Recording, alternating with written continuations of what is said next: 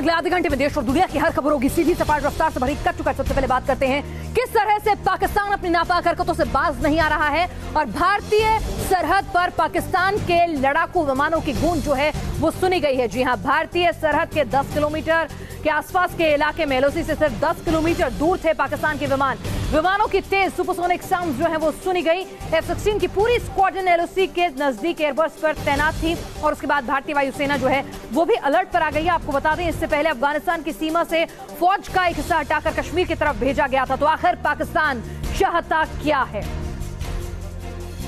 आइए और अगली खबर आपको दिखाते हैं किस तरह से पाकिस्तान का झूठ जो है बेनकाब हुआ है। पाकिस्तान लगातार कह रहा है कि जो भारतीय वायु सेना ने बम गिराए थे उससे कुछ नुकसान नहीं हुआ था। आज पाकिस्तान की ही फौज का एक अधिकारी किस तरह से खुद कबूल रहा है कैमरे पर कि 200 आतंकी मारे गए उस एयर स्ट्राइक में। आपको ये बताया कल 200 बंदा ऊपर गया था, इसका नसीब में लिखा हुआ था शहादत, हमारे नसीब में नहीं लिखा हुआ था, हम रोजाना चढ़ते हैं। पाकिस्तानी सेना के इस अफसर के बोल जरा गौर से सुनिए। ये खुद अपनी जुबान से कबूल रहा है कि भारत की एयर स्ट्राइक में 200 बंदे यानी आतंकी मारे गए। कुछ नहीं में ये रुतबा, क्योंकि रुतबा कुछ अल्लाह के खास बंदों को नसीब होता है, हर किसी को नसीब नहीं होता। आपको ये बताया कल 200 बंदा ऊपर गया था, इसका नसीब में लिखा हुआ था शहादत, हमारे नसीब में नहीं लिखा हुआ था, हम रोजाना चढ़ते हैं, जाता है आता है। तो ये अल्लाह के खास बंदों जिस पे उसका करम होता है, जिस पे उसकी खास नजर करम होती है, उसको वो नसीब होता है। हर किसी को ये नहीं होना। ये फौजी बार बार जिन बंदों का जिक्र कर रहा है वो आतंकी हैं, जैश के वो आतंकी जिन्हें बालाकोट एयर स्ट्राइक में ढेर कर दिया गया। ये वीडियो कहां शूट किया गया इस बारे में कोई जानकारी सामने नहीं आई, लेकिन वीडियो देखकर लगता है कि वीडियो खैबर पख्तूनख्वा का है जहां भारतीय वायुसेना ने बमबारी की थी। बता दें कि किस तरह से पाकिस्तान के फौज के अधिकारी न सिर्फ आतंकियों से मिले हुए हैं, इन तस्वीरों से साफ हो जाता है, बल्कि वो किस तरह से आतंकियों की मौत का भी इस्तेमाल कर रहे हैं नए आतंकियों की फौज पैदा करने के लिए। जो हुकूमत वक्त के साथ खड़े होकर जिहाद करता है, लड़ाई करता है, वो जिहाद है। जिहाद के नाम पर ब्रेन वॉश कर रहा यह शख्स वही पाक आर्मी का ऑफिसर है जिसने बालाकोट हमले में मारे गए आतंकियों की संख्या बताई थी। यही शख्स अब आतंकियों की मौत से नए आतंकी तैयार करने की फिराक में है। इसीलिए हम आए हैं। अब हम सबका ईमान है कि जो हुकूमत वक्त के साथ खड़े होकर जिहाद करता है, लड़ाई करता है, वो जिहाद है। परेशान जिंदा है, शहीद तो मरा नहीं बोलते, ठीक है।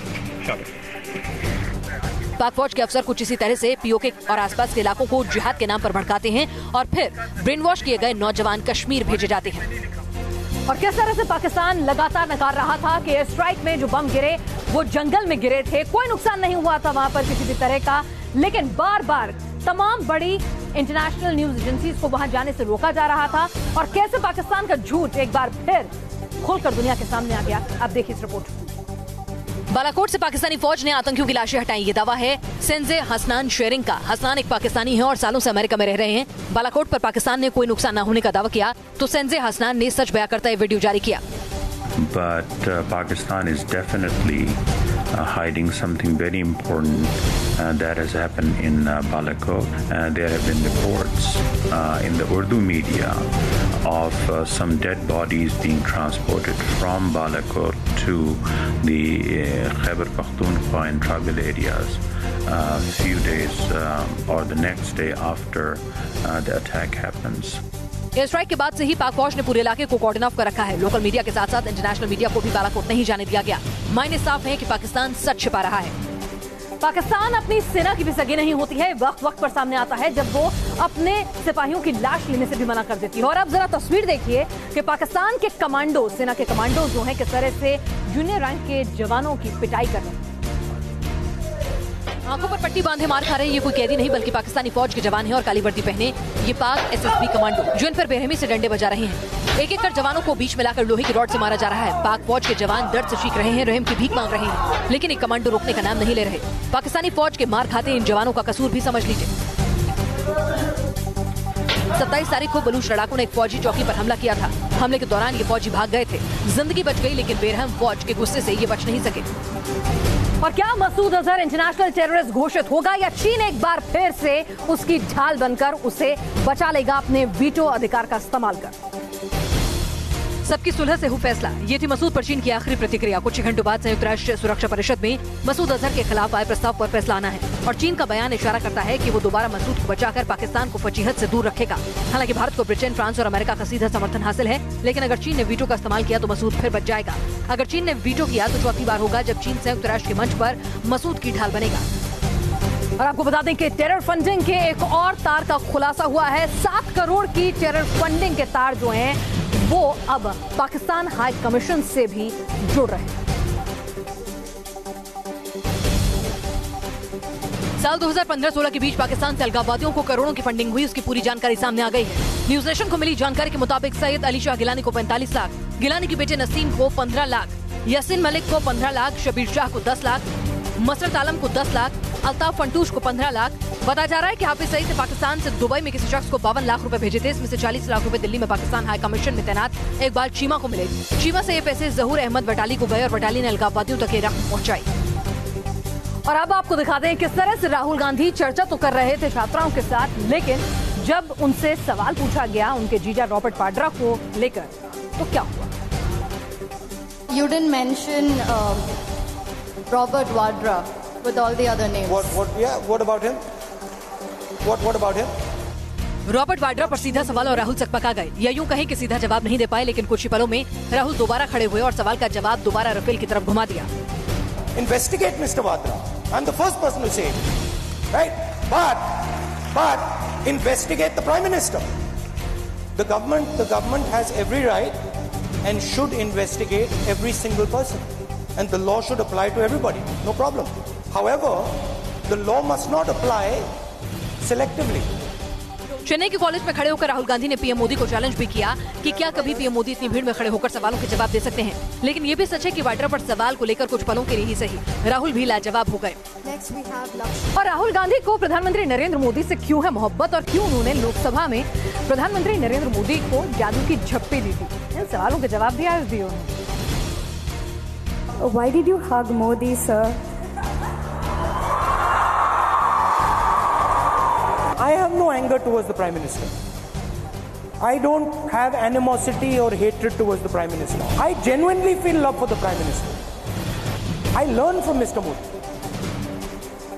Mr. Modi attacks me, he throws anger at me, and he trains me not to reply in anger. So I can't be angry, I can't hate Mr. Modi. Do you hate your people who teach you things? और प्रियंका गांधी अब सक्रिय राजनीति में आ चुकी हैं, पहला भाषण भी दे चुकी हैं और अब खबर आ रही है कि अपने प्रचार को वो धर्म नगरी से शुरू करने वाली हैं। प्रयागराज से वाराणसी तक का सफर वो स्टीमर के जरिए तय करेंगे और उसके बाद अयोध्या कूच करेंगे। सूत्रों के मुताबिक यूपी में चुनाव प्रचार का आगाज प्रियंका गांधी कुंभ नगरी प्रयागराज से करेंगी। बताया जा रहा है कि प्रियंका जलमार्ग के जरिए प्रयागराज से वाराणसी जाएंगी। प्रयागराज के बाद दूसरे चरण में प्रियंका अयोध्या जाएंगी। प्रचार से पहले प्रियंका गांधी मेरठ पहुंची, जहां प्रियंका ने भीम आर्मी के प्रमुख चंद्रशेखर से मुलाकात की और इशारा दे दिया कि यूपी में पार्टी के प्रचार की धुरी प्रियंका के इर्द गिर्द ही घूमेगी। और चुनावी मौसम है, ऐसे में आरोप प्रत्यारोप का दौर चल रहा है और गांधी परिवार को निशाना बनाया बीजेपी ने। रॉबर्ट वाड्रा पर आरोप लगाए कि हथियारों के सौदागर डीलर से संबंध है रॉबर्ट वाड्रा। यही है बीजेपी के हवाले से आए वो दस्तावेज जिनके बिना पर स्मृति ईरानी ने रॉबर्ट वाड्रा पर थम्पी जैसे हथियार डीलर्स के साथ संबंध रखने के आरोप लगाए हैं। जो तथ्य समाचार सूत्रों के माध्यम से प्रस्तुत हुए उसमें श्रीमती वाड्रा का भी उल्लेख है। एचएल पाहवा के साथ जमीन की खरीद फरोख्त न सिर्फ राहुल गांधी ने की बल्कि श्रीमती वाड्रा के संदर्भ में भी कागजात पाए गए हैं। स्मृति ईरानी ने राहुल गांधी पर भी सवाल उठाए तो जवाब देने के लिए कांग्रेसी नेता मैदान में कूद गए। जनता का चुनने का अधिकार है और प्रत्येक नागरिक चुनाव लड़ने के लिए स्वतंत्र है। यदि जनता बार बार किसी नेता को चुन रही है तो उससे प्यार करती है। बीजेपी ने बेनामी संपत्ति के मामले में रॉबर्ट वाड्रा का नाम पहले भी संजय भंडारी से जोड़ा था। चुनाव इस बार राष्ट्रवाद राष्ट्रभक्ति पर होने जा रहा है, लेकिन चुनाव आयोग ने साफ कह दिया था कि सेना का इस्तेमाल कतई न हो। ऐसे में विधायक ओपी शर्मा ने विंग कमांडर अभिनंदन के साथ एक पोस्टर क्या लगाया, फटकार।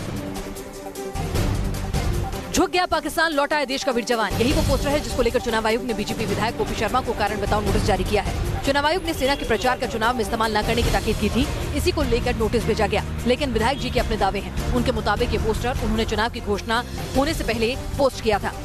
1 मार्च को 4:40 पे जो घटनाक्रम हुआ है वो चुनाव आयोग के अधिकार क्षेत्र से बाहर है।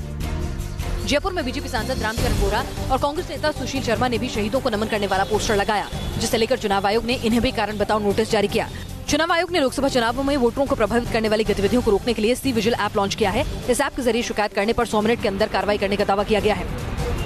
और चुनाव आते ही जोड़ तोड़ की राजनीति भी चलने लगती है, साथ ही गठबंधनों में सीटों के बंटवारे भी हो रहे हैं। ऐसे में खबर आ रही है कि बिहार में कांग्रेस और आरजेडी के बीच अब सीटों का बंटवारा लगभग हो गया है और दिल्ली में औपचारिक मोहर लगी। बिहार में इस बार की लड़ाई एनडीए और महागठबंधन में आमने सामने की होगी। खबरों के मुताबिक कांग्रेस के साथ मिलकर आरजेडी ने सीटों का बंटवारा किया है। सूत्रों की माने तो बिहार में राष्ट्रीय जनता दल करीब 20-22 सीटों पर चुनाव लड़ेगी, जबकि कांग्रेस के खाते में 11 सीटें आई हैं। वहीं उपेंद्र कुशवाहा की राष्ट्रीय लोक समता पार्टी के हिस्से में 3 सीटें आई हैं। जीतन राम मांझी की पार्टी को 2 सीटें मिली हैं, जबकि विकासशील इंसान पार्टी और लेफ्ट के खाते में भी 2-2 सीटें आई हैं। 2014 के लोकसभा के इलेक्शन में मोदी लहर के आगे विपक्षी दलों की एक भी पार्टी को 5 सीट तक नसीब नहीं हुई थी। लिहाजा इस बार चुनाव में विपक्ष हर सीट पर गुणा गणित फिक्स करने में जुट गया है। और आइए आपको दिखाते हैं कि मिशन नॉर्थ ईस्ट पर किस तरह से काम कर रही है बीजेपी। रूठों को मना लिया गया है, नयों का साथ अपना लिया गया है, क्योंकि नॉर्थ ईस्ट की 25 सीटों पर है बीजेपी की। एनआरसी के मुद्दे पर नॉर्थ ईस्ट में बीजेपी की जो सहयोगी पार्टियां उसे आंखें तरे रही थी, उन पुराने साथियों के साथ बीजेपी ने 2019 के लोकसभा चुनाव के लिए गठबंधन करने में कामयाबी हासिल की है। असम में बीजेपी ने एजीपी और बीपीएफ के साथ मिलकर अपने मोर्चे को मजबूत किया, तो मेघालय में एनपीपी के साथ बीजेपी ने 2019 के लिए गठबंधन की गांठ को मजबूत कर लिया है। सिक्किम में एसकेएम के साथ बीजेपी 2019 के लोकसभा चुनाव के मैदान में उतरेगी, जबकि नागालैंड में एनडीपीपी के साथ मिलकर एनडी के गठबंधन को मजबूती मिलेगी, जबकि त्रिपुरा में आईपीएफटी के साथ बीजेपी ने गठबंधन किया है। नॉर्थ ईस्ट की जिम्मेदारी बीजेपी ने पार्टी के महासचिव राम माधव को सौंपी थी, जो पुराने साथियों को मनाने और नए साथियों को जोड़ने में कामयाब हुए हैं। राम माधव का दावा है कि बीजेपी नॉर्थ ईस्ट में पहले से ज्यादा मजबूत हुई है। और अब आपको दिखाते हैं कि किस तरह से राफेल के मुद्दे पर आज सरकार ने अदालत में अपना हलफनामा दाखिल किया और कहा कि देश की संप्रभुता और सुरक्षा से खिलवाड़ किया गया है। राफेल के जो दस्तावेजों की फोटोकॉपी की गई बिना इजाजत के, ये कहीं न कहीं विदेशों में जो दूसरे देशों के साथ संबंध है भारत की सरकार के, उनके साथ भी जो है संबंध खराब करता है। सरकार की मंजूरी के बिना संवेदनशील दस्तावेजों की फोटोकॉपी करना दूसरे देशों के संबंधों को भी प्रभावित कर रहा है। और वेनेजुला में पिछले 7 दिनों से लोग सड़कों पर नजर आ रहे हैं, लाइट आ नहीं रही है। आर्थिक संकट से वेनेजुला जो है वो गुजर रहा है। दरअसल दिक्कत यह है कि वहां के राजनीतिक हालातों का खमियाजा वेनेजुला की आम जनता को भुगतना पड़ रहा है। अस्पतालों में बच्चे दम तोड़ रहे हैं, पीने के लिए नालियों से पानी निकाला जा रहा है, रोटी के लिए सड़कों पर दंगे हो रहे हैं और 6 दिन से पूरे मुल्क में अंधेरा है। ये है वेनेजुला के हालात। राष्ट्रपति मादुरो और विपक्ष के बीच तनातनी ने आर्थिक संकट का सामना करते वेनेजुला को तार-तार कर दिया है। सरकार महंगाई को रोक नहीं पा रही और लोग त्राहिमाम कर रहे हैं। इस बीच मादुरो का विरोध करते अमेरिका का रुख सख्त हो गया है। अमेरिका ने सभी देशों से अपील की है कि वेनेजुला से आर्थिक रिश्ते कम किए जाएं, यानी अपने देश के नेताओं की गड़नी वेनेजुला का आम आदमी अब भुगतने को मजबूर है। डॉग इंसान का सबसे वफादार दोस्त होता है, लेकिन इंसान भी वक्त पड़ने पर ये दोस्ती निभाता है। तस्वीरें देखिए, खबर देखिए, आप खुद जान जाएंगे। एक घर में भीषण आग लगी है। आग की लपटें आसमान छू रही हैं। दमकल की टीम आग पर काबू पाने की कोशिश कर रही है, लेकिन एक शख्स चोरों से दो हाथ करने पर उतारू है। लोग उसे रोक रहे हैं, लेकिन वो मानने को तैयार नहीं। अचानक वो जलती इमारत के अंदर चला जाता है। जोश नाम का एक शख्स आग में कूदा अपने पालतू पिटबुल को बचाने के लिए। दरअसल गवाना नाम का एक पिटबुल आग की लपटों में फंस गया था और इसे बचाने के लिए जोश ने अपनी जिंदगी दांव पर लगा दी। ऊपर वाले का शुक्र था कि जोश और उसका दोस्त गवाना दोनों से अग्निकांड से सुरक्षित निकल आए। और क्या बगदादी का खात्मा पूरी तरह से हो गया है? उसकी सल्तनत अब बची नहीं है, क्योंकि जिस तरह से लगातार एयर स्ट्राइक हो रही है, बमबारी हो रही है, बगदादी अब सीरिया में सिमटकर सिर्फ एक बगूच में रह गया है। बगूच सीरिया में अब यहीं तक सिमट कर रह गया है बगदादी का काला साम्राज्य। बताया जा रहा है कि अमेरिकी फौजों की कार्रवाई के बाद यहाँ 3000 आतंकियों ने हथियार डाल दिए। आतंकियों के साथ उनके परिवारों ने भी सरेंडर किया है। अमेरिकी समर्थन वाली एसडीएफ फौजों ने रविवार को आतंकियों को चेतावनी दी थी कि अब उनका समय पूरा हो चुका है, जिसके बाद एयर स्ट्राइक की कार्रवाई को तेज कर दिया गया। बगूच में लगातार 3 रातों से एयर स्ट्राइक और गोलीबारी जारी है। बताया जा रहा है कि इस कार्रवाई में कई आतंकी मारे जा चुके हैं। राइब आपको दिखाते हैं, अगर आप सोचते हैं कि चीटिंग, फ्रॉड जो हैं वो हिंदुस्तान में ही होते हैं, हिंदुस्तान की यूनिवर्सिटीज में, कॉलेजेस में होते हैं, ऐसा नहीं है। अमेरिका में भी मुन्ना भाई एमबीबीएस की तर्ज जैसा ही एक मामला सामने आया। फिल्मी पर्दे पर जो फर्जीवाड़ा मुरली प्रसाद शर्मा उर्फ मुन्ना भाई ने किया था, कुछ वैसा ही अमेरिका में हुआ और इस फर्जीवाड़े में भी फिल्मी सितारों का नाम सामने आया। दरअसल अमेरिका में एक बड़ा रैकेट सामने आया जिसमें 50 से ज्यादा छात्रों को स्पोर्ट्स कोटे के नाम पर एडमिशन दे दिया गया। जांच में सामने आया कि एडमिशन लेने वाले छात्र एथलीट थे ही नहीं। एडमिशन फॉर्म में फोटो बदलकर एडमिशन कराए गए। इन फर्जी छात्रों में मशहूर टीवी अदाकारा फेलिसिटी हाफमैन और लॉरी लॉफ्लिन के बच्चे भी शामिल हैं। मामले में अब एजेंसियां सभी के ऊपर कार्रवाई करने की तैयारी में हैं। अब आपको दिखाते हैं खेल के मैदान की हर बड़ी खबर स्पोर्ट्स का टिकट। कोटला के घरेलू मैदान पर नहीं चला विराट धवन और पंत का बल्ला। होम ग्राउंड पर कप्तान कोहली सिर्फ 20 रन के स्कोर पर स्टोइनिस के शिकार हो गए तो मोहाली में शतक जड़ने वाले शिखर धवन भी अपने घरेलू मैदान पर सिर्फ 12 रन बनाकर आउट हो गए। वहीं ऋषभ पंत के बल्ले से भी सिर्फ 16 रन निकल पाए। दिल्ली वनडे में भारत की ओर से भुवनेश्वर और जडेजा ने दमदार गेंदबाजी की। भुवनेश्वर ने 10 ओवर में 48 रन देकर 3 विकेट चटकाए तो जडेजा ने 10 ओवर में 45 रन देकर 2 बल्लेबाजों को चलता किया। इसके अलावा शमी ने भी 2 विकेट अपने नाम किए। भारत के खिलाफ वनडे सीरीज में 450+ स्कोर बनाने वाले गिल के बाद दूसरे बल्लेबाज बने उस्मान ख्वाजा। तो वहीं भारत के खिलाफ 5 मैचों की वनडे सीरीज में सबसे ज्यादा 383 रन बनाने वाले दुनिया के पहले बल्लेबाज बने। टीम इंडिया के कोच रवि शास्त्री ने हार्दिक पांड्या और लोकेश राहुल को लेकर दिया बड़ा बयान। शास्त्री ने कहा, टॉक शो में महिलाओं पर अभद्र टिप्पणी के बाद पांड्या राहुल को फटकार लगानी चाहिए थी। वहीं शास्त्री ने ये उम्मीद भी जताई कि पांड्या और राहुल अपनी इस गलती से सबक जरूर लेंगे। और अब आपको दिखाते हैं कि किस तरह से एक बार फिर से नजर आई विराट और अनुष्का की रोमांटिक जोड़ी। अनुष्का ने खींचे विराट के गाल, फिर देखी विरुष्का की केमिस्ट्री। विराट अनुष्का ने ली वाटर राइड। टीम इंडिया के कप्तान विराट कोहली और अनुष्का शर्मा का एक वीडियो इन दिनों सोशल मीडिया पर काफी वायरल हो रहा है, जिसमें विराट कोहली और अनुष्का शर्मा वाटर राइड लेते हुए नजर आ रहे हैं। इस दौरान अनुष्का शर्मा ने विराट कोहली के बड़े प्यार से गाल भी खींचे। अनुष्का के गाल खींचने का ये वीडियो सोशल मीडिया पर काफी वायरल हो रहा है। ये वीडियो इसी साल का है जब टीम इंडिया न्यूजीलैंड के दौरे पर थी, लेकिन सोशल मीडिया पर कुछ दिनों पहले ही इस वीडियो को अपलोड किया गया है। वीडियो को विरुष्का फैंस ने इंस्टाग्राम पर शेयर किया है, जिसे फैंस जमकर पसंद और शेयर कर रहे हैं। और अब आपको दिखाते हैं अक्षरधाम मंदिर के पास 4 महीने में दूसरी बार कार में आग लगने की घटना सामने आई। दिल्ली के अक्षरधाम मंदिर के पास से गुजरने वाले फ्लाईओवर पर अचानक अफरा तफरी मच गई। अफरा तफरी की वजह थी सड़क पर दूधू कर जलती कार। देखते ही देखते कार आग का गोला बन गई। गनीमत रही कि कार के ड्राइवर ने कूदकर अपनी जान बचा ली। बता दें कि 4 दिन में अक्षरधाम के पास कार में आग लगने का ये दूसरा मामला है। इससे पहले चलती कार में आग लगने से एक ही परिवार के 3 लोगों की मौत हो गई थी। हालांकि दूसरे मामले में दमकल ने वक्त रहते आग बुझा ली थी। अब आपको दिखाते हैं भोपाल में कबाड़ के गोदाम में किस तरह से आग लग गई और बड़ी मुश्किल से इस आग पर काबू पाया गया।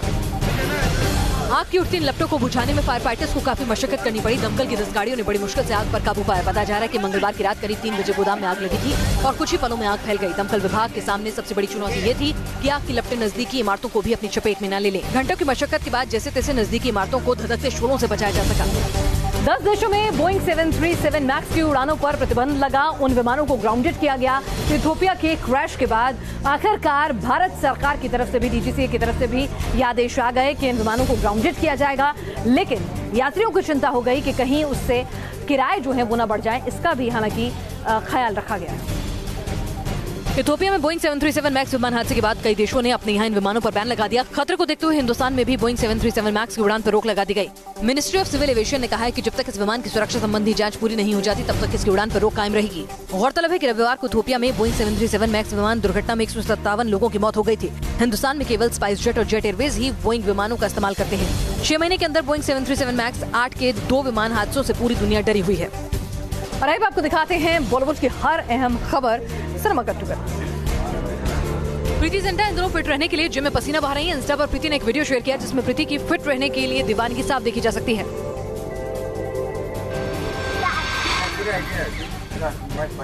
तैमूर अली खान अपने पापा और मम्मी के साथ पटौदी गांव में खूब एंजॉय कर रहे हैं। तैमूर का एक वीडियो वायरल हुआ जिसमें वो गाय भैंस देखकर खूब खुश हो रहे हैं।